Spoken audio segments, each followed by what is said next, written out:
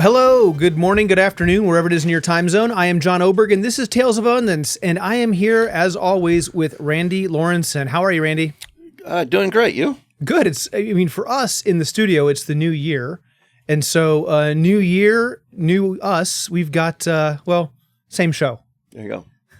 That's great. New guest. New guest. There you go. New year, new guests, and really excited about today. Today is a fun episode about something I never thought I would do, writing books. Yeah. And AI. I think it's books and it's AI. I'm excited about this. Which is how we got here, right? Yeah. So we want to welcome to the studio Zachariah Stratford. Zachariah, not Z, not Zach. Zachariah, how are you, man? Happy to be here. What have you been called other than Z or Zach? Z Money, Z Dog, just Z. My team just calls me Z. No one calls you Zizzle? Zizzle? No, I would no. You wouldn't Zizzle. like that. You would what, like I mean, it's Zizzle. I guess maybe at a fun night out. You always dress like a Zizzle. A Zizzle? Very stylish. Jay Zizzle? You could be a Zizzle. Z Zizzle. Z Zizzle. Yeah, we're going to go with Zachariah. Okay, Zachariah. We're going to stick with Zachariah. That's what we're going to stick with. That's great. So this whole relationship came about because, for me, with Randy met Zachariah, introduced me, and it didn't start with where we're going to end up, which is writing books. It started out with AI. Mm-hmm. Yeah. I think, so I was looking to learn about AI. Right. And there was a group, I think it was on Meetup, and it was AI for Entrepreneurs. Mm-hmm.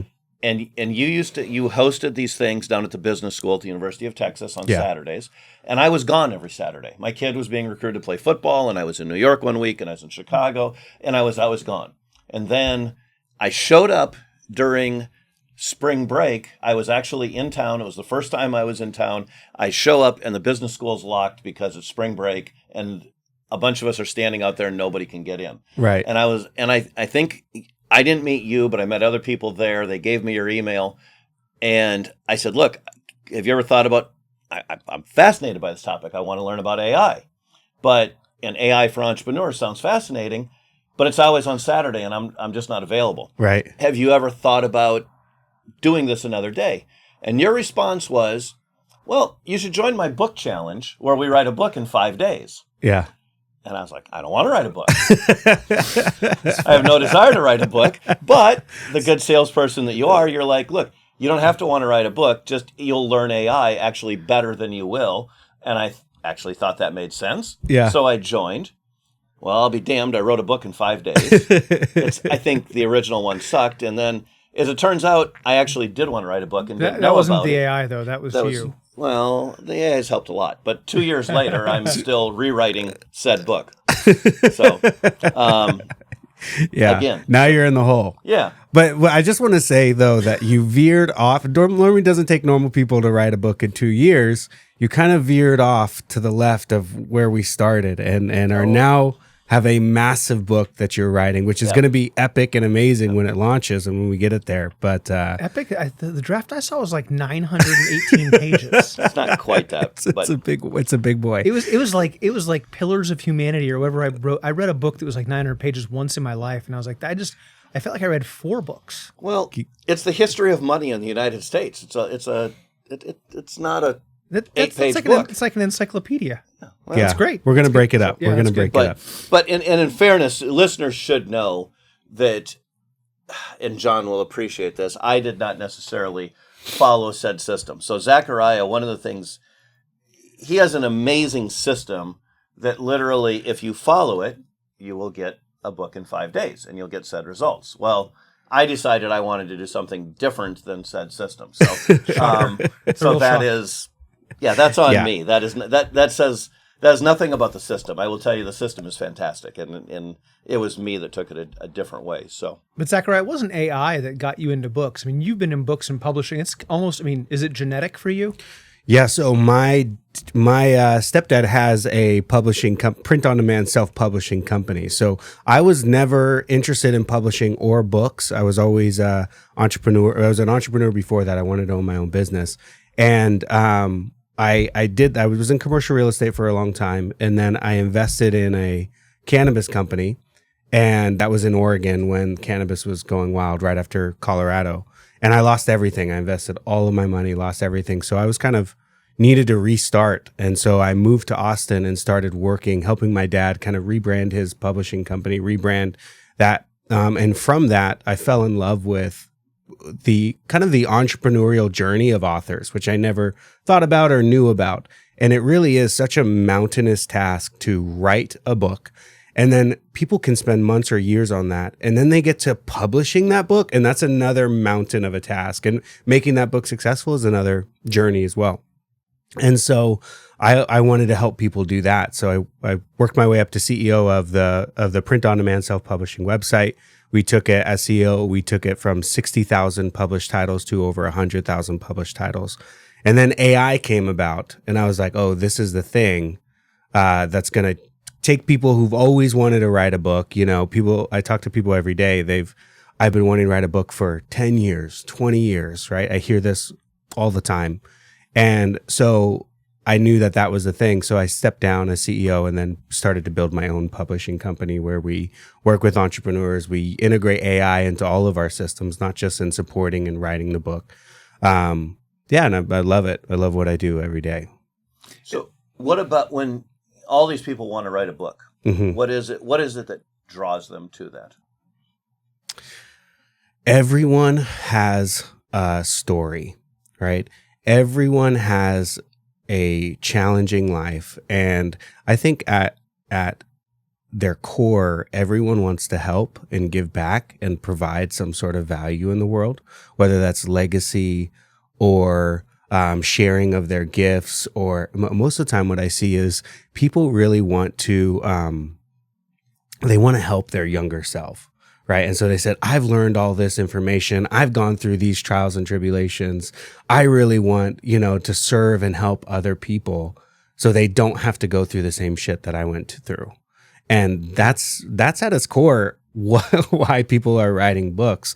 And then you get into the business of books and you have most good marketers or big influencers. They like, okay, I want a book that does that thing, helps people, but then also helps me build my business and is a lead magnet for my business. So I think we're kind of in that intersection of we help a lot of people that have that dream and desire. I mean, it's over 90% of Americans want to write a book. They have that dream and vision. And so I wonder if it's tied into the American dream in a way too, of like the entrepreneurial journey or sharing of knowledge. And then when they realize that they can create a business from it, right, and it can actually be a really good revenue source, then they're even more excited. So this is interesting to me. I'm even weirder than I thought. 90% of people want to write a book. I'm in the 10% that didn't, yet somehow I ended up writing one. But most of that 90 don't end up writing one. So what holds them back? Why don't they? So many things. Fear, either fear of success or fear of failure. Right. And fear that they're not good enough, imposter syndrome. They feel like they don't know what they're doing. They've started and stopped a million times. They don't have the guidance or know-how. I mean, writing really is it's a profession, it's a vocation, right? And you talk to professional writers, they'll tell you like there's a process you go through. It's not something you can just kind of walk into. It's like, the guy that wants to study karate and be a black belt in a week. It's a lifetime of getting there. And right. But you don't have to have the profession of writing to write a book anymore. Mm-hmm. You can use other tools, ghostwriters, AI, like there's so many things because everyone does have a story. Yeah. And I was talking to someone yesterday literally about this who called me and said, "Hey, I'm interested in this, how do I do more in the world?" And I said, "You should think about writing a book." And he said, "Well, what do you mean?" Like he never even considered it. It's so easy today to do that. I feel it's like an infomercial now, Mm-hmm. But people want to be known. Yeah. I agree. And people want to be known and they want to give back. And I think a book is still the number one authority piece that you can do for your brand or business. So as an entrepreneur, it's a must. Right. Nowadays, there's I think the three biggest plays are social media, being an influencer on social media, which can take months or years to build, right? A big following on social media, right? A TED Talk, which depending on your skill level of public speaking, or if you can get over that fear, that's another one, right? TED or TEDx, whichever one. and best-selling book. There's no other authority play that you can make that's going to give you that level of authority, unless you guys can think of one or know one. I haven't been able to. I think there's a couple others you can get to. You can be an A-list celebrity, which I don't ever have the risk of being. Like I don't. I'm not at risk of being an A-list celebrity. Or you can be an academic with a really big following, and that takes 10, 12, 15 years of schooling. So, right. Months, and that's months or years still. Like a decades. Or like a maybe like a podcast, right? A podcast influencer. We're crossing our fingers. But even still, that's like influencer level, and that months or years to build. Well, it's almost like it seems, and you know, I've talked about this before the show. It almost seems like a book is a little bit of a calling card. You know, so my grandfather was a public speaker. He was a surgeon for years, decades, really successful surgeon, Army Corps before there was the Air Force, flight surgeon, and then into private surgery, hospitals all over California. When he retired, I didn't know that he was a public speaker. As a public speaker, he wrote a book chapter. And someone, I don't know, 10 years ago gave me a copy of that book. And I saw what he wrote that he was speaking on. And so he had a book because he had written a chapter, and he gave that out as a part of his speaking tour. So even like in the 70s and 80s, this was a thing. The anthologies, yeah. We're looking at doing. We're starting to dabble in that realm of anthologies. I think it's great. But here's the thing with anthologies, it's like a baby step to a book. Yeah. And now let's just write the book. Let's just write the whole thing. You know, because it's not much more work to write an entire book than it is to do an anthology. And I still think there's something with maybe people's fear is like they want to do an anthology because they feel like they're maybe not good enough to have a full book. An anthology is like a safe play, but I think it's just better to have a full book. Well, and I think the anthology he had some really big names at the time, right? Yeah. So it's like if I was going to go write a book versus an anthology, one argument for me might be if, some super famous person was the headliner, maybe I would be able to put my name next to theirs. Yeah. That could be. Yeah, that could be it. Yeah. Randy, can we go back to something Zachariah said about he lost it all? Like that's an interesting part of the entrepreneurial journey for lots of people. Can we? Okay. Absolutely. I mean, that's a lot of tuition you paid in life to kind of put your entire life savings into one place and then go to zero. I've done that. It was painful for me. I'm guessing it was painful for you. Oh yeah. What? Yeah. Looking back, have you learned some lessons that you've really taken with you that have shaped you about things that were good, things that were bad, whatever it might be? From that instance, what I really learned is I didn't give a shit about cannabis, right? Like, or the cannabis industry. I saw purely a money thing, and I was driven by money. And what I realized is I had partners in that, and I really just like let them. I wasn't really involved, and it was just cool to say that I was had a cannabis company, and I think my downfall there was leaving it to them because they were doing, gray, we'll call it gray market stuff, and so that led to kind of the downfall of the company. So I wasn't very involved. Yeah. And I it was a lesson in that I need to give a shit about what I put my life savings into. Yeah. I need to be invested and either be controlling or be, have some sort of say, because I left it to a lot of other people and I paid the price for that. Well, that's, from somebody that's gone through the process with you, that's very different than where you are now. That's very evident to me that your give a shit's certainly not broken when it comes to the book, right? And the thing, right? Yeah, like you really pour yourself into the process. Yeah. So.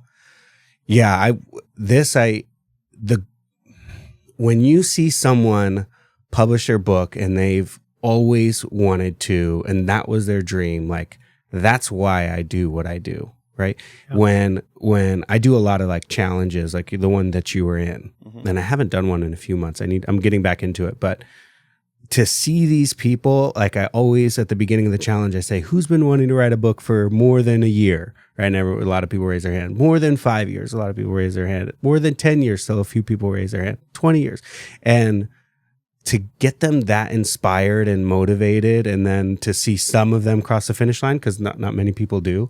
Like there's people that print out their manuscripts, right, and have them done at the end of that challenge. And and then the whole publishing process, to see them go through it. That's it. That's why I do it. Yeah, it's cool. It's cool to watch the process. And, I hadn't thought that much about all the steps that go into writing a book, right? Mm-hmm. Like when I thought about writing a book, it's like, well, you write a book, Mm-hmm. which I wasn't a writer. So how do you take people, like you really have a system that if people follow it, it really is simple. I don't want to say it's easy because it's still a lot of work and a lot of things they have to do, but it's simple. Can you kind of just take listeners through that a little bit? Sure. So do you want me to go through, like, if they were to, let me kind of, if they were going to go through working with my ghostwriters, or do you want? No, I think them writing it. So I'll just tell you what I remember, and then you fill in. You can expound on that. So when I started, we started out like you really had given a lot of thought to who is the audience, right? The avatar and the tone, and so I think the entire first day was spent on that, as I recall. Yeah. Okay. Right? So let's start there. I'll dive into that. So what I found, and this is when we first started playing around with AI and writing books, I worked with a guy named John Benson, who's one of the top copywriters in the world. And we really dove in. We spent a lot of time, because this was early AI back when like Jasper which was conversion AI, and then it was Jarvis for a while. We really spent time on what inputs do you need to put into AI in order to get really good outputs. And we tested everything, so many different things. And what we found is when we narrowed it down, it was really your avatar, so who you're speaking to, the niche that you are writing in, and primary goal. And we're kind of diving into prompting a little bit and how prompting works with AI. But from there, we worked with him, and that kind of helped us get like just content writing in general using AI. And I was like, okay, how do we do this for books? And so I really spent about a year working not just with some people like Benson, but top ghostwriters, copywriters in the world, developing prompts to how do we write a really good book using artificial intelligence. Right. And so when you came in, that was kind of we were a good ways of working through these systems of writing books with AI. But when it starts, we always start with who you're writing the book for, right? Or who you're writing the book to. And that is someone, like, if you were to picture, this is how I tell people, if you were to picture you're sitting across from someone at a coffee table and you're pouring information into them, like you're lit up, they're lit up. This is who you've always been meant to serve, right? Who is that person? Let's get really granular on that. And then we get a really good idea of that. And we call that person your avatar, because this is who you're writing the book for. This is who you're going to be maybe developing courses or retreats or all of the back end things of what's going to actually make you money, right? That's this person. And so you start with the avatar, right? Then we go into niche. So we work through avatar. Once we're clear on the avatar, then we go into like your tone. So how are you using the AI to get the book to sound the way you want it to sound? So we use tools like other AI tools like Voice-In, capture your voice, capture how you sound. And then we have the AI develop kind of your style of writing so that you can get the AI to sound like you. Then from there, we develop your outline. So everything you want to say, we work from like a brain dump. So let's take everything out of your head and just get it out onto paper or onto a computer. And from there, we take that and develop your outline. And after your outline, with the outline, you're pouring in your personal stories. It feels weird to explain this, not having a computer screen in front of me, right? And from there, once you have your outline, you're pouring in a lot of like your own voice. So what do you actually want to talk about? There's a lot of AI tools that are like one click of a button and it writes your entire book for you. And those are bullshit, right? And they're not going to provide any value and people aren't going to like them. So what I'm trying why is that? I mean, I agree, but let's talk about why for a minute. That's such an important point. What makes, like, my belief is that there's no real new information. You look at like Meditations by Marcus Aurelius, he's talking about the same stuff, like not wanting to get up in the morning. Yeah. I mean, he's dealing with the same problems 2,000 years ago. Yeah. And you look at Tony Robbins or Grant Cardone, I mean, they're kind of recycling and rehashing a lot of the same information. So why are there new business books that come out every single year? Well, the reason is because I'm going to reach a different audience and talk to a different people than you're going to talk to, Randy, or you're going to talk to, John. Right. And so really what makes the difference is my personal stories, my background, and who I can connect with to deliver that information. That's it. Because there's no new information. And so when you're writing a book with AI and you remove the personal stories, hey, here's me, and it's bland and bullshit, and you remove who you're writing the book for, and you're not really targeting their pain points, their, you're missing the whole entire thing of what makes a really good book. So you can get a book, you can go to any AI and have it write a book for you with a prompt. It's just not a book that's going to work the way that people want to. Right. Yeah. We do a lot of what we call pain point testing. And so we work with our authors to develop, hey, what is the true pain of the person you want reading this book? And we come up with lists of pain points and statements. And John, we've done this, and Randy, we've done this. Mm-hmm. What are those things that they're saying in their mind that they're struggling with?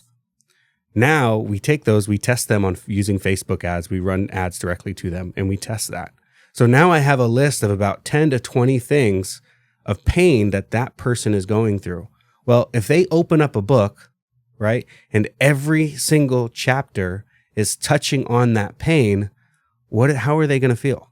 I think this is important because you could get real data, right? And I remember I'm releasing a book inside my business coming out in the next few weeks here. And we had 40 different covers for that book. Yeah. And I was like, okay, these are the top 3 for sure. And then these 2 are definitely never going to work. We don't even need to test them. Mm-hmm. And it's the 2 we definitely did not need to test because they were so bad that were like number 1 and number 7.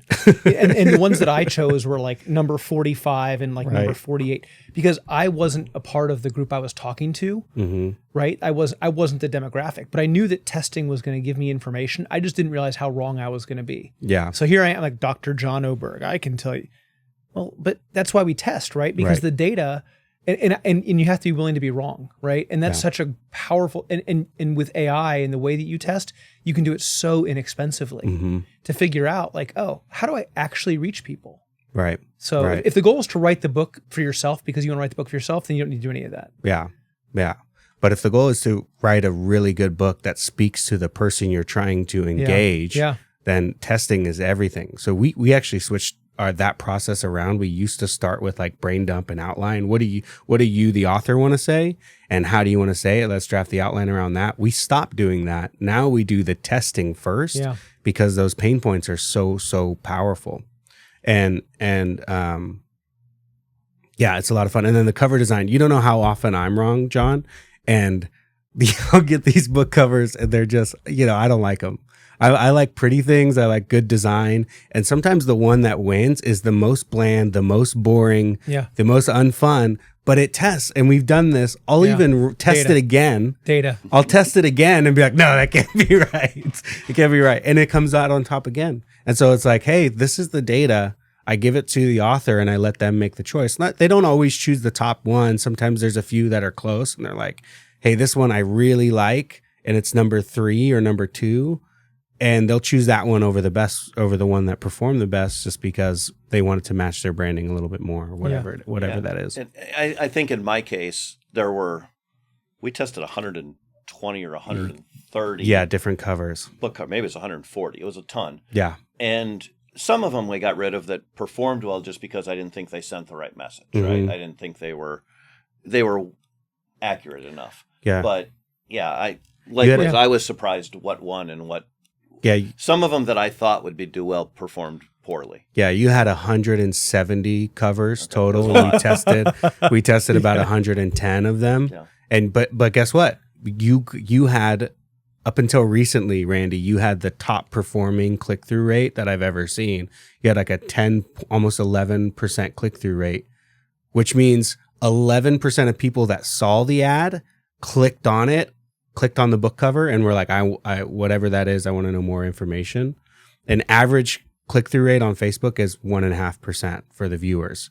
And Randy's got a 10.5% for his click-through rate. Yeah, that cover was epic too. Okay. So gotta get that book done. When the book is done, it's going to have 14 years. That's right. That's amazing. Well, so and so I tried to use a couple of things I did in my career. I wrote a book once without a ghostwriter, and it's so terrible that it'll never see the light of day. It's just like I could vomit on paper. It would look better. And then I hired a ghostwriter, and we didn't get all the way through the book because it was just so hard to get the process done with just a ghost. And this is probably 4 or 5 years ago. Wow. And then you and I went through the process, and it was meticulous, right? It was like project managed, and it went through well.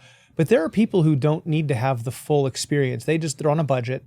They don't want to spend a ton of time. They just want to do most of the work themselves. They want to use AI. They may not want to sell the book. They just want to have a calling card. Like, you can do that these days. Like, technology's come so far that you can have a book for a little bit more money than a business card, but not a ton more. So if you're on a budget, and shameless plug, we're launching an AI writing tool called authorwizard.ai. That's coming out soon. And I was going to plug it if you didn't. So. if you're on a budget, that app goes through the same prompts that I've worked on for the last 3 years, right? And it's just a better system than ChatGPT to write the book. But from there, you have formatting, like editing, if you're going to get an edit, which Grammarly is a great option if you're on, if you don't want to use it. Pay someone. Fiverr is also a great option, to hire an editor for $200-$300. You can get your full book edited. Then formatting, then cover design. I mean, you could literally technically use Fiverr for all of those and get your book edited, formatted, great cover design done, and then you're just uploading it on Amazon. Like, publishing is not what it used to mean. Yeah. Right. And if you don't care about, I don't like Amazon, right? But if you just want to get a book out, you can spend maybe $500 and do it. Yeah. Right. If you're really, we don't hate Amazon here because, well, we want to, sponsors eventually. No, I'm kidding. Here's my hold up about Amazon. Amazon is great. We publish all of our books to Amazon, Apple Books, and Barnes and Noble. But here's the thing. When you publish on Amazon, think of this. You're spending months, years writing a book. You've wanted to pour, you've wanted this thing for 10 years or more. Then you spend months, years, maybe you're paying, thousands of dollars to my team to help you write the book. Then you're publishing and promoting, and you're telling all of your friends, family, you're telling all of your leads, anyone you've ever met, to go buy the book on Amazon. But then, Amazon is not sharing any of that data with you, their emails, their phone numbers, nothing. So you're basically saying, hey, Jeff Bezos, here's all of my hard work, right? And you can keep the lead, right? And so for building a business, it doesn't make sense to focus solely on Amazon, because you can't sell them, another service. You can't say thank you and send them a message. You can't build that as an audience. None of those things can be done. And because Amazon is going to sell them other Amazon products. And so it's really a waste of a lead. Right. And if that's what your goal is that it's for it to support you in your business. So you focus on entrepreneurs and people that are using this as like a lead magnet and generating dollars in their business. And but there's other people that have written books with you too. Yeah. There's other people that don't care as much about that. Like Randy, we're one of them, for example. You wanted to promote the podcast and everything that you're doing here, and that's fine too. Right. We still, every book we publish is still a best-selling book on Amazon. So we still do a lot of Amazon promotions. So you still use it to build your authority. But some people still just want it as a calling card, and they don't have those aspirations. Yeah. For me, the thing that was really impressive about the operation, like John said, it was so systemized, and it's literally do this, do this, do this, but things, the testing of the book cover, the creating the book cover, the testing of the book cover, the pain points, the marketing. You've really thought through the entire process that I just don't think the average person knows how to do. And even authors, when I got into this, because I knew nothing about writing, I started doing some research, right? I started Googling or asking AI, and I came across 2 or 3 articles of, I don't want to throw them under the bus, but well-known authors basically shitting on AI to write. Yeah. And they're just saying, well, it doesn't work. Right. And I'm reading what they're doing, and I'm thinking, well, it would work if you worked with Zachariah, right? And these are well-known, but these are well-known people that have written, legit books, and they're legit authors. Right. But they didn't understand the process of, and maybe they understand it intuitively, but they didn't know how to prompt and how to get AI to get them the results they wanted. And that's one of the things you do really well. And the other thing that I have to compliment, I've told you this before, but being in a Zoom call with you and people that have a hard time, some of the people literally have a hard time turning on their computer and have no technical knowledge, and yet you have the patience of Job. You are able to take these people with no technical ability and get them to write a book with AI. Yeah. I mean, that's fun. Like, I love that, right? You're like, that's fun. I love that heart. I love that motivation. It's just, but that really is, I think it's one of your best abilities. I asked you before the show what your superpower was, and I didn't think of that then, but that patience to work with people and really that empathy and walk them through it really is special. Thanks, man. So, thank you for that. I appreciate it. As long as I hit on it, what is your superpower?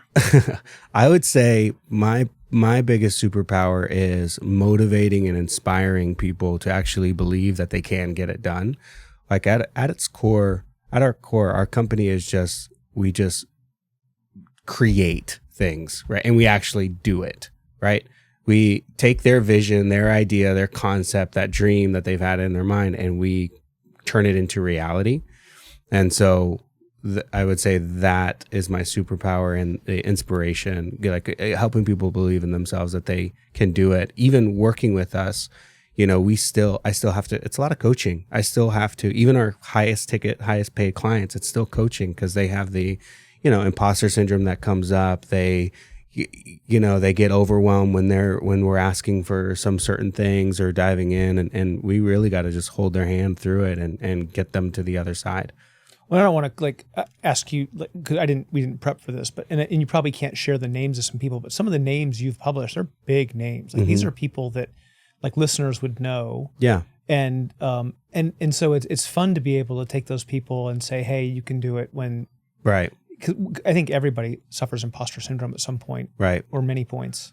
Yeah, we did one that I'll share is we just wrapped up with Preston Smiles' book launch, right, and he's at Preston Smiles, and he's done testimonials for me, so he doesn't mind, and we worked with him. Not saying that he had any of that; he's a badass, right, and it was a lot of fun working with him and his team, but compared to, what other publishing companies does, he's published twice by Simon & Schuster already, right? And what we did for him, was 10 to 20 times more because we've helped him with the systems, because we're using AI. I can do way more than most publishing companies. And most publishing companies, I'd say, are not focused on digital marketing, which is where publishing is going. It's you got to be a great digital marketer. Right now, you have to understand Facebook ads. You have to understand how to get click-through, how to get click-through rates. You got to understand how to get people to show up to a live event, right? And that's really where our focus is. I think so live event, the marketing stuff, and then prompting, like how to ask the right questions in AI to get good data back. Those are topics we definitely want to jump into. Can we take a quick break? And then we'll come right back. Yeah. So we'll be right back. Okay, welcome back. Well, here we are with Zachariah Stratford talking about how to make books with AI. We were talking at the break real quickly. People have been writing books for 2,000 years without AI. And we really are in a moment of AI moving us forward, maybe in the way the printing press did in terms of technology. Mm-hmm. But I don't want to take us there. I want to take us into the actual process of writing a book. Mm-hmm. I think you said it before the break, like you write the book, you then format and publish the book, and then you promote the book. Like all those things have to happen to have a book that's commercially successful. And we didn't talk about like how many books are commercially successful over the last 50 years, but it's not a big number. Yeah. And so what you're doing by testing through the whole process is giving people a way to publish a book and then make it commercially successful, whether it's by sales of the book or by building another business around it. So let's take the listener through, like, what is it like exactly to write a book today? We know how hard it was. Well, I think people assume how hard it was, and probably rightfully so, before AI. Right. But when you're talking about writing a book, like step one, you said was the avatar. So you figure out who you're talking to, and that takes some work. Like you've really got to think through. There's a whole lot of questions around that to get answered. Yeah. There's a few questions that you need to answer with the prompting and the two things that we do really well, or that you should do, is obviously use AI, right? And then use a voice in, or something to capture your voice. So instead of typing, you're just explaining to the AI, then it becomes more of a conversation, right? And so you're telling the AI, okay, hey, and I'll just go through the actual prompting. Hey, I'm writing a book. My avatar equals, and then the person I am writing a book for is, a man in his early 30s who wants to get fit, who's tired of being out of shape, who doesn't like the way he looks in the mirror, who, wants to look great on a beach, and da-da-da-da-da. You go through all those kind of pain points that you already know.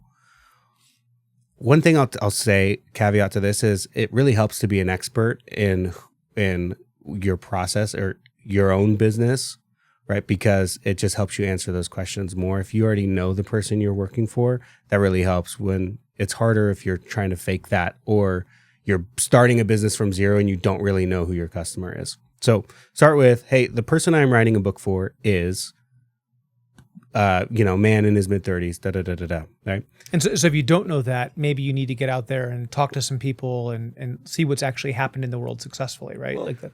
And let me say, part of your process, by the way, as I recall, you asked us these things, and we started with pain points, but then you've got a system, a whole process that walked me through asking a whole bunch of questions, and the AI refined those pain points tremendously well. Like it was really an unbelievable process. I went and used it in my business. I've helped other people use it in their business.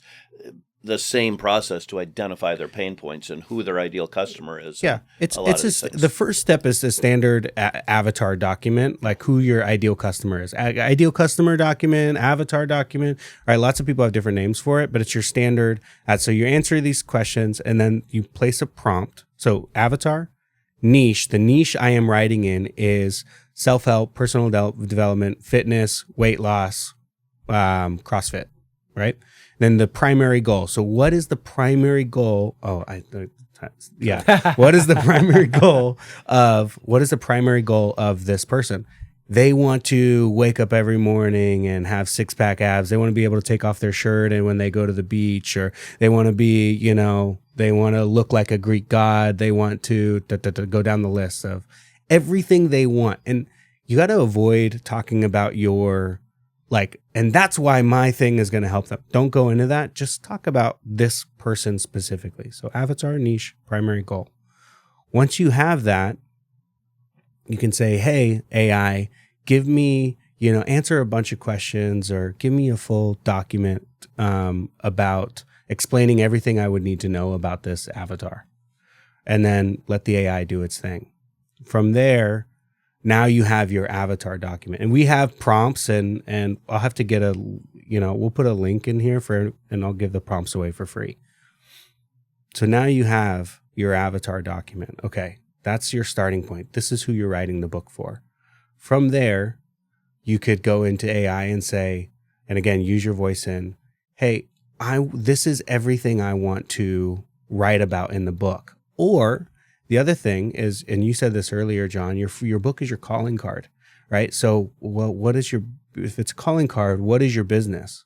And what steps do you take people through in your business? We call that a framework, right? So if you take this person, your dream customer, from A to Z, what are the steps that you take them through? Step one, they're going to, we'll just stick on the diet theme, right? Step 1, they're going to clean out their fridge of all the shitty food. Step 2, they're going to do this. Step 3, they're going to go to the, all of those steps. That's a framework for your business. That's every chapter of your book, right? And so the next step is to dump that or put that somewhere into AI and tell AI, hey, write me an outline based on this framework, right? And we have prompts that do this, but I'm trying to give people the overview if they want to try to do it themselves, right? But your AI is trained, like I can go into ChatGPT and do this and I'll get an answer. Right. But that's not the same as a fully tuned system you're using. Correct. So yes, you could use it and you could move yourself forward, but there is a benefit to having a tuned AI that's designed for whatever you want the AI to do. You're hearing about an agentic world today where agents are being used for things, and an agent in an AI just means that the AI is doing things on its own, right? It's taking 1 step, 2 steps, 3 steps, and it's kind of working through its own workflow. Mm-hmm. And so it's like 1 step beyond an automated workflow. Yeah. So either you can use our stuff or you can find one on your own. That there's other book writing, ones out there. None that are this good. Sorry. That was easy. But yes, but if you're doing this on your own, I'm trying to get have people understand the actual process. So they start with who they're writing the book for. Then they go into the outline of their book, which is their framework for their business.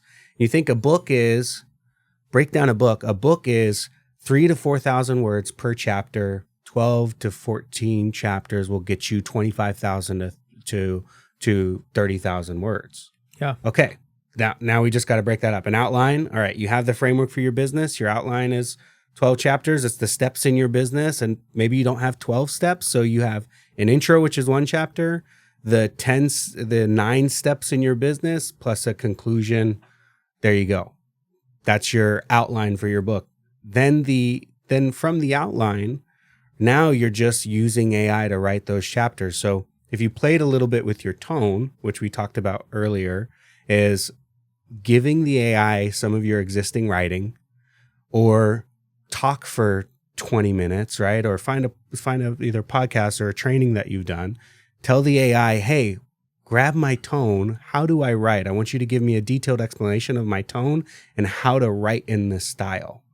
AI is going to do that. Now you have your tone. So you're training the AI on all these little things, who you're writing the book for, what style of writing it is, and how you get the AI to sound like you. And then your framework and your brain dump, what the system is in your business or what you're writing about. And from there, you're putting that all together and just writing the chapter 1 by 1, right? So from the outline, you'll have the chapter plus probably 4 sections for that chapter, and you work on those chapters. I'd say here inside of the outline piece, use a voice in tool to give, like, let's say it's writing those sections for the chapter, and you have 4 sections. So one of the sections is, using high intensity interval training to burn more calories. Okay. And the AI will give you a section of that. Well, right after that, use voice in to just start explaining, what would you talk about high intensity interval training? Like, what do you want to say about that section? Right. And use voice in to just start spewing what your knowledge is. This is the difference between those one-click AI books and what's going to make an AI book that's good for you, is like taking your knowledge. So yes, you can get that outline and then you can start writing those chapters, but I would spend time on that outline, go through each section of the chapter and really pour into, if you had to talk about this or do a podcast about it or do a 5-minute training, what would you say about that topic? Go through each one of those topics, right, down through your 12 chapters of your book. And now you have a really powerful outline that's in your voice, that is talking about the things that you want to talk about in the framework that you have, and using your actual training. From there, you're using the AI to expand on that chapter to 3,000 words, repeat 12 times, and you're done. You make it sound so easy. It's easier than it used to be.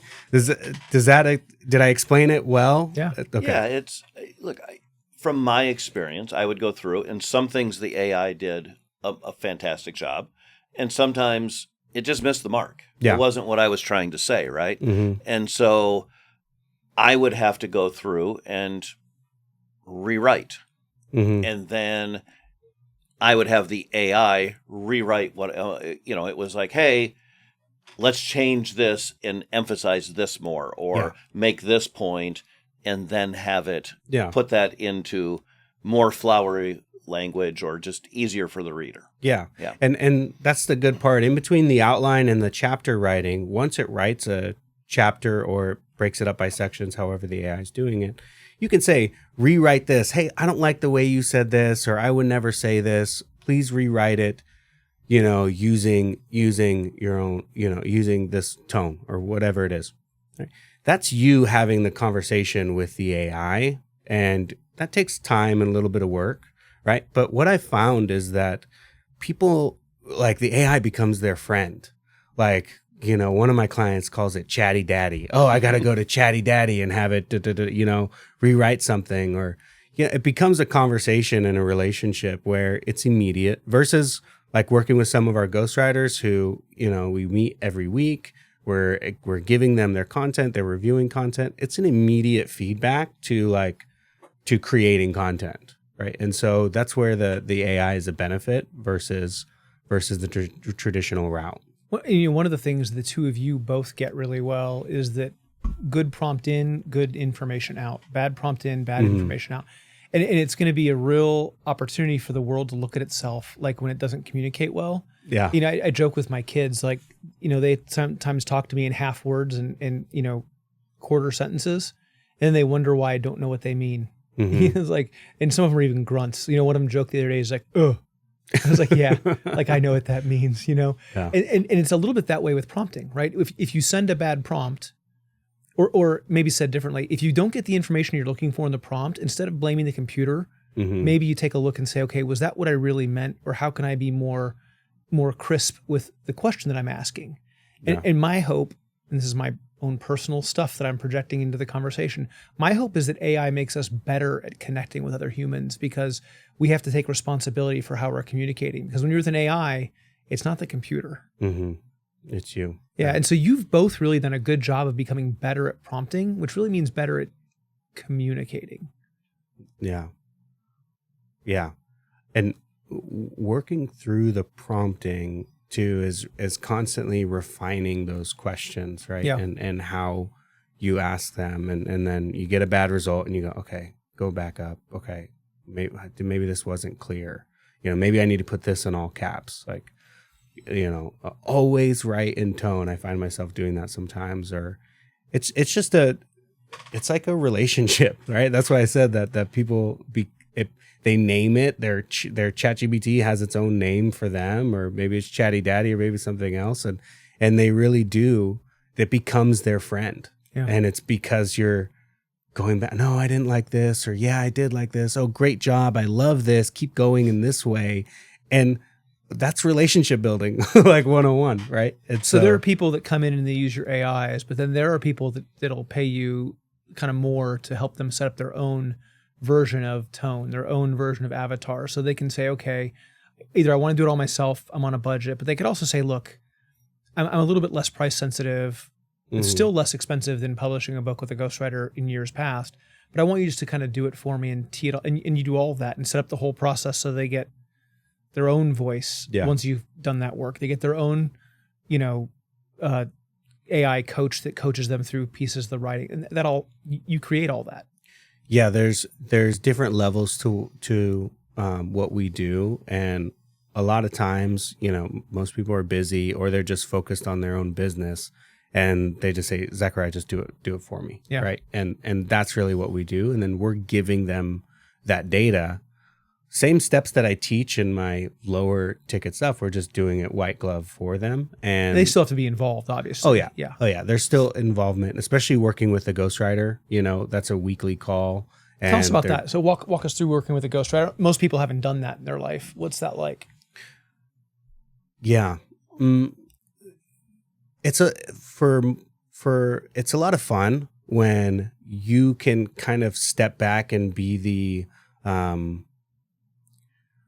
be the eyes and say, no, I like this. No, I don't like this. Right. And hey, let's rewrite it this way, and you find that there's a balance that comes. Like some people want to write more, right? Or they want to include more stuff of their own voice. And we have to kind of figure that balance out of what that is. And some people are just like, yeah, it looks good. I mean, every week we're talking with them, we're sending them stuff and they're like, yep, looks good. Yep, looks good. Yep, looks good.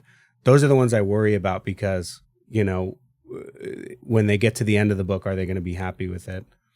Right. And so it's a balance, but my ghostwriters are great. We still use AI in the process because it just helps us do more. And, but you're really working with Bobby, right? To really dive into those chapters. We're looking at, what illustrations can we include? What more can we give? What's, little calls to action at the end of the chapter that do we want to do? And so we can do a lot more with a ghostwriter and build a lot more, and then build that into the business, like building little one-page bonuses or, one-page bonuses or, little manuscripts or a workbook to go along with the book. Because we're using AI and a professional writer, it just really opens up the gates to what we can create. Yeah. Well, you've got, and if you're not getting all this, that's okay. Like, talk to Zachariah, because there's different systems for different people, right? And he has the process figured out to walk people through, right? So there's a lot of steps, and people can do it themselves, but he is taking those steps and simplifying them greatly with the use of AI. But it's still your book. It's still your voice. It's your message. Like, AI is not going to just magically take the book. You have to have some input, but it is a much, much easier process either way. The more input you give it, the more it's going to be of you. Yeah. What's really a trip and what's a lot of fun too is now how good AI is getting at matching your actual voice. And so doing the audiobooks, that's nuts. And we have some clients that got a really gravelly, deep voice. They have accents, they have everything. And we use 11 Labs to do the audiobook. And it's amazing what it can do. Right. And so I'm just always amazed at where AI is going and how much more people can do with less. Was like, for example, the audiobook, or now they have the your Hey Gen does your AI, like you can record a 2-minute, 5-minute video from your phone, upload that to Hey Gen, and now you have a replica of you where you feed it a script and it will speak out that script, and just like my mouth is talking. So podcasts are using that now to do short clips. I mean, I might be one right now. I am one for sure. So you don't use one AI, you're using a number of different AIs. Yeah, we're always testing. And even me, I feel like I don't get enough time to test. I mean, it's moving so quick. Sora just came out. I haven't even had a chance to play with the video creation tool. Like, that can be amazing. Think of, Randy, with your book, it's a creative nonfiction, right? Of Sora creating a movie to go along with the book. I've thought about this. No, don't do it. You gotta finish. You gotta finish the book.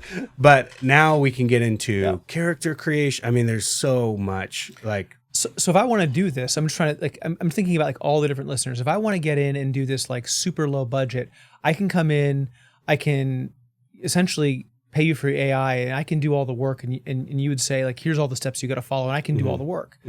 If I want someone to have white glove, handhold, I can do that. And so there's that's 2 different levels. Right. And there's one in between where you can come together with a group of people, kind of like a mastermind almost. Yeah. And I can take the AI, take the process, but get in a virtual room with a whole bunch of people like-minded and have that community of people. And so there's 3 different levels. Am I capturing that right? Yeah, there's 4 different levels. We offer 2 kind of publishing services now. We do our full big boy white glove, right? Where we're doing all the ads, we're doing your launch with you. That's for people that are serious about building the business. Then we do kind of your sub $10,000, publishing package where it's just bare bones. We get it out on Amazon. We get it to bestseller on Amazon. We get the ghostwriting, editing, formatting, cover design. So simple, but for those on a budget or those wanting to get that out, that's there. And then we have a mastermind where it's group, where you come in with a community and you're just following the steps along, you get your help. And then we do the AI tool is like the very lowest, right? Which is $20 a month, and you get to do the prompts on your own. Yeah. So I try, and that's what I truly wanted to give, no matter where you're at, you can make this dream become a reality. Yeah. And that's really what I wanted. And that's probably why I take the time and have the patience on those live calls to really walk people through. I mean, there's people that go on, have difficulty getting on Zoom, and then they're in AI writing their book. Like, that's crazy. And they're 60, 70. I've had 80-year-olds do it and get their books done. And so I just want to give those people the gift of what it means to have a book when it's done. And then people have to, for one of the things you've talked about a lot is there are some businesses that have a very particular funnel where you have a lead magnet and you draw people through a funnel and you help them monetize other parts of their business, whether they're a doctor, a lawyer, professional services provider, have a product, or have any of those types of businesses can work if they have an online funnel. You can help them, in some cases, build it for the very first time. Publishers historically have not done that. Right. And you're not saying you're an expert at like all of marketing, all of social media, all of online, everything. But as it relates to the book driving to the next part of their business, the next part of their, like for the one that I was doing, we have a workbook that's coming out, and then there's events that'll happen. My partner's running events that really important inside of our accounting or consulting firm rather. And so, but if you have an accounting firm, you can do that. If you have a law firm, you could all those things are possible, right? Yeah. The book is like you said, a lead magnet for their higher. What's a lead magnet in case someone doesn't know that terminology? Yeah. A book is an easy thing, a easy or cheap, affordable thing that you can give away that drives people to your other offers and services. So let's go for example, an accounting firm, right? A great lead magnet for an accounting firm in the sense of a book would be the 21 hacks you need to know in 2025 to get the how would I say this, for budgeting in your business. 2025 budgeting hacks, right? Or best budgeting hacks 2025. And this is why we do the testing, because you get all the different titles as you test the title.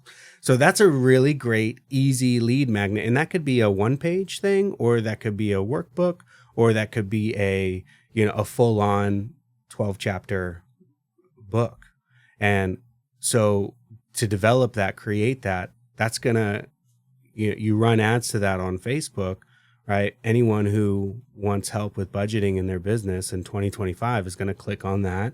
They're going to either get the book for free or buy the book for $1 or $10, whatever it is, right? And then on that thank you page, this is the most important piece. On that thank you page, you say, hey, great job in taking the first step to, getting your accounting right in 2025. If you want a little more help, the book is going to only do so much. If you want a little more help, book a call with our team and we'll see if we can help you. We're offering a discount right now or something. So that's at its like as basic as I can get it for, what we do for our higher ticket people. And then we're running ads. We're tracking, the cost of what it takes to get that purchase. And then we're tracking the sales rate of that thank you page, like how many people from there are booking calls and what's their closing rate.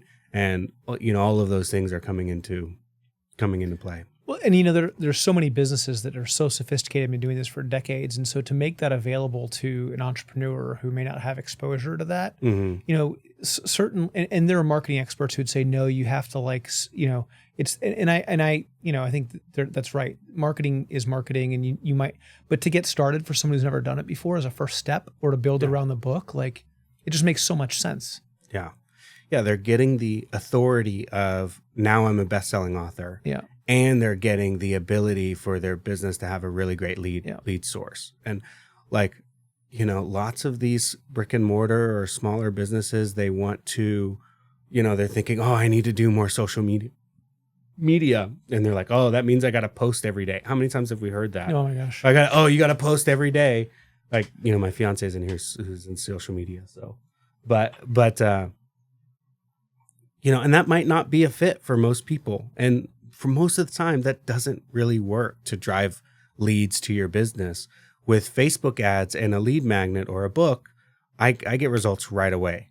Like, week 1, week 2, and then we're tweaking, and now it's a tweaking game. Okay, This ad works really well. We got to tweak this ad, or we got to change this. We got to change the price of the book because, and then it's math. Yeah, and so for a business to be able to get leads into their business right away, I think it's a no-brainer. Yeah, that's great. Give some other examples. So I like the idea, like you just came up with an accountant, right? Mm-hmm. Who else might use this? I know you've worked with a lot of coaches, and people like that. Don't talk about anything you can't, or that, I don't know, for some reason somebody would be uncomfortable with, but give a couple more examples like that. Yeah. We've worked with, coaches, like CFOs, right? CMOs or fractional employees as well use a book to, because they're trying to land more clients. Give me a list of businesses and I'll tell you which ones couldn't do well by having a book. I'm having a hard time with this. Like I've got one of my nieces is studying landscape architecture. I'm like, well, you could do it on landscape architecture. Right. You could do it on, another friend of mine has a manufacturing company for office furniture. You could do it for that. Right. You could do it as a lawyer. You could, astronaut. I don't know about astronaut, but you could, if you have a speaking business as a former astronaut, you could do, I'm having a hard time, we should think of one that you couldn't do it for. I think we'd have a hard time thinking of one. I don't think there is. Even employees, we write books for employees because that makes them more valuable in the market, right? To even if they're just focused on going up the food chain, them compared to, let's say they're in a hiring role, right? Or they're being looked at by getting hired. They have a best-selling book that talks about everything that they want to get hired on. Well, versus a candidate that doesn't. Who do you think that person is going to choose? Yeah, I bought a book for my kids that my son's read it. I think my daughter read it too, called Do Hard Things, where it was 2 teenagers just talking about their experience as teenagers and why you should do hard things as a teenager. And that, who knows what they turned that book into, but a lot of people I know bought that book for their kids just to think about the world differently. So I'm having a hard time thinking about where a book couldn't fit. Even teachers, we've written books for teachers, kids books for teachers. Books that she can give. We wrote a book that she could hand out to her parents to follow along on the curriculum inside of the school that they can do at home. There's so many uses for it. Let's circle back to your motivation. So you're passionate about this. You weren't passionate about the cannabis business. Right. And you grew up around the publishing business. You got excited about AI, but there's more to this. There's more there. There's got to be. What is it? Where did all this stem from? I like to understand what makes people tick. Give me a second. Could have been something happened to childhood, growing up. If I were to pull it from childhood, I think I didn't ever I was never the best in school. I didn't thrive in that situations. I always did well, but it was because I kind of was just smart and I didn't really need to study or anything. But the school was never a fit for me. So I've always kind of felt like an outcast. And I think what I love is really seeing these people that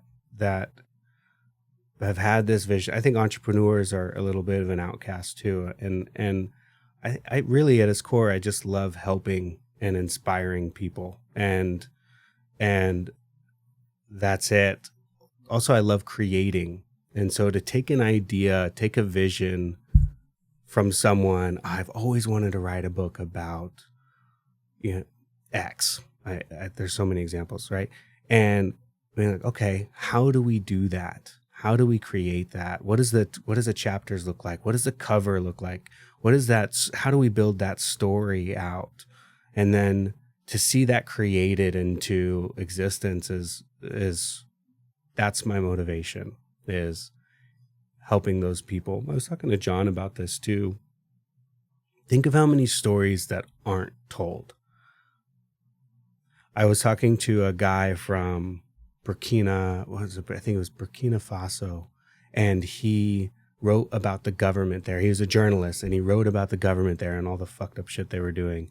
And then he got, ostracized, and they tried to kill him, and he was, in camps and everything else. And he finally escaped to America after many, many years. Like, I was talking to him and I almost teared up, and it's like, I want to tell more stories like that aren't heard, right? Because it's great doing a business book, but also there's this piece of everyone has these crazy stories and everyone can share and build a business around it. And I think that's why I want to do this.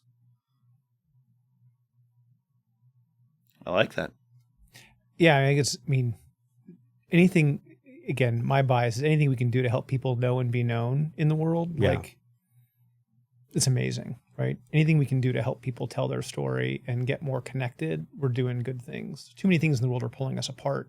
Right. And I think there's a lot of people that have this fear that AI is dehumanizing the world and pulling us away. But this is actually a great use of AI that's pulling people together. Mm-hmm. Yeah, I think so. Everybody's got stories, right? Yeah. For thousands of years, people sat around the campfire and told stories and had oral tradition, to pass things down. It's the first thing we did as humans was tell stories. Yeah. And so it's not going anywhere. Yeah. And whatever medium is used to tell that story, that's what we're going to do. And the advance of social media is a storytelling. One of the best storytellers on social media right now is a guy named Christopher Claflin, and we've had a call with him. I paid for that. He's brilliant, right? And I think we're finding just more and more storytellers and people that connect with other people, and that's it. That's all we're doing. So play it out 10 years from now. Like, what's the mark you've made in 10 years?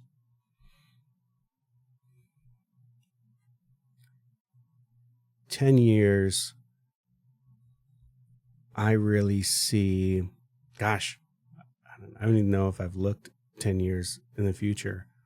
I will have continued to help people tell their stories and share their gifts at its core, and build businesses around it. Right. It's, we've helped a number of people, and R and I talk about this too, is like, what would a few extra thousand a month for some people do? Right? Yeah.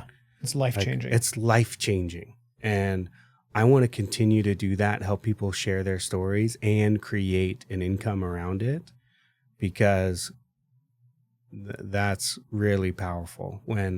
And I think the world is going to a place where you're going to see these micro influencers, micro businesses, and, one person is going to have a group of 150, 250 people that pay them, and there's like micro entrepreneurs, right?